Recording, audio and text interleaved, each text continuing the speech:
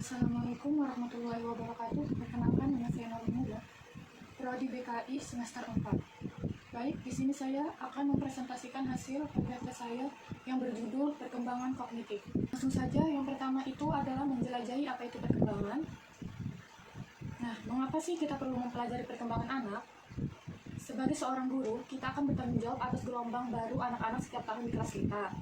Semakin banyak kita mempelajari tentang perkembangan anak, semakin kita dapat memahami pada tingkat apa mereka tepat diajarkan. Apa yang dimaksud psikolog ketika mereka berbicara tentang perkembangan seseorang? Perkembangan adalah pola perubahan biologis, kognitif, dan sosial emosional yang dimulai sejak pembuahan dan berlanjut sepanjang rentang kehidupan. Sebagian besar perkembangan melibatkan pertumbuhan, meskipun pada akhirnya juga melibatkan pembusukan atau kematian. Selanjutnya, proses dan periode. Nah, dalam proses dan periode ini, pola perkembangan anak bersifat kompleks karena merupakan hasil dari beberapa proses seperti biologis, kognitif, dan sosial emosional. Perkembangan juga dapat dijelaskan dalam bentuk periode. Kan proses itu dibagi menjadi 3. Yang pertama itu proses biologis, dan kedua proses kognitif dan proses sosial emosional. Nah, proses biologis menghasilkan perubahan dalam tubuh anak dan mendasari perkembangan otak, pertambahan tinggi dan berat badan, keterampilan motorik, dan perubahan hormonal pada masa pubertas. Lalu proses kognitif itu melibatkan perubahan dalam cara berpikir, kecerdasan, dan bahasa anak. Proses perkembangan kognitif memungkinkan anak yang sedang tumbuh untuk menghafal puisi, membayangkan cara mengerjakan soal matematika, membuat strategi kreatif, atau mengucapkan kalimat yang saling terkait secara bermakna. Lalu yang ketiga itu proses sosial emosional, melibatkan perubahan dalam hubungan anak dengan orang lain, perubahan emosi, dan perubahan kepribadian. Pola asuh orang tua terhadap anak, serangan agresif anak laki-laki terhadap teman sebaya, perkembangan ketegasan anak perempuan, dan perasaan gembira remaja adalah mendapat nilai bagus. Semuanya mencerminkan proses sosial emosional dalam perkembangan. Di dalam sistem klasifikasi yang paling banyak digunakan, periode perkembangan adalah masa bayi, awal kanak-kanak, pertengahan dan akhir kanak-kanak, remaja, awal dewasa, pertengahan dewasa, dan akhir dewasa. Masa bayi berlangsung sejak lahir hingga usia 18 hingga 24 bulan. Masa kanak-kanak awal berlangsung dari akhir masa bayi hingga sekitar usia 5 tahun. Masa remaja adalah periode yang berlangsung dari masa kanak-kanak hingga dewasa, dimulai sekitar usia 10 hingga 12 tahun dan berakhir pada akhir remaja. Lalu pada abad ke-21 telah dijelaskan bahwa terjadi masa transisi masa dewasa awal yang terjadi sekitar usia 18 hingga 25 tahun. Selanjutnya itu ada teori Piaget. Nah, Piaget ini tuh mempunyai nama Jean Piaget. Ia lahir di Swiss pada tahun 1896. Ia adalah psikolog perkembangan paling berpengaruh dalam sejarah psikologi. Di dalam teori Piaget ini, skema Piaget percaya bahwa saat anak berusaha membangun pemahaman tentang dunia, otak yang sedang berkembang menciptakan skema. Nah, apa sih skema itu? Nah, skema itu adalah tindakan atau representasi mental yang mengatur pengetahuan. Di dalam teori Piaget ini, skema perilaku atau aktivitas fisik menjadi ciri masa bayi, dan skema mental atau aktivitas kognitif berkembang di masa kanak-kanak. Skema bayi terstruktur oleh tindakan sederhana yang dapat dilakukan pada objek, seperti menisap, melihat, dan menunggang. Anak-anak yang lebih besar memiliki skema yang mencakup strategi dan rencana untuk memecahkan masalah.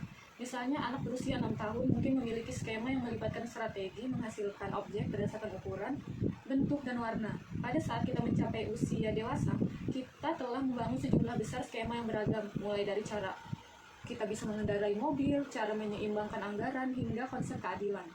Di dalam teori Piaget ini, Piaget itu menawarkan 2 konsep, yaitu ada asimilasi dan akomodasi.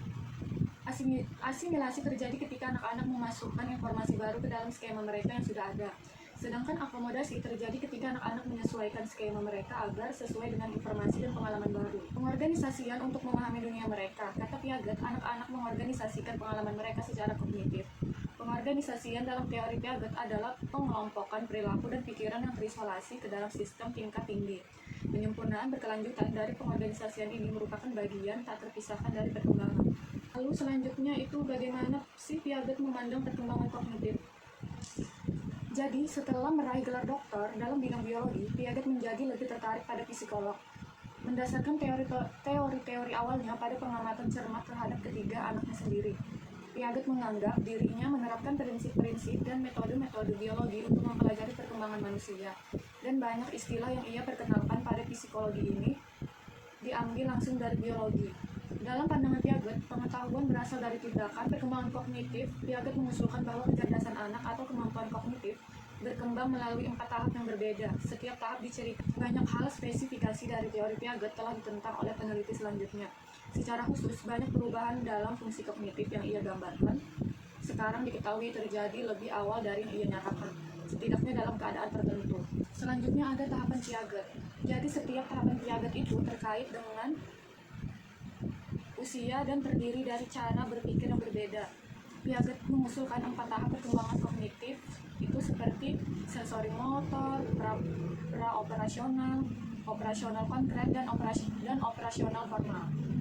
Yang pertama itu tahapan sensori motor. Nah, tahapan sensori motor ini berlangsung sejak lahir hingga usia sekitar 2 tahun. Merupakan tahap Piaget pertama.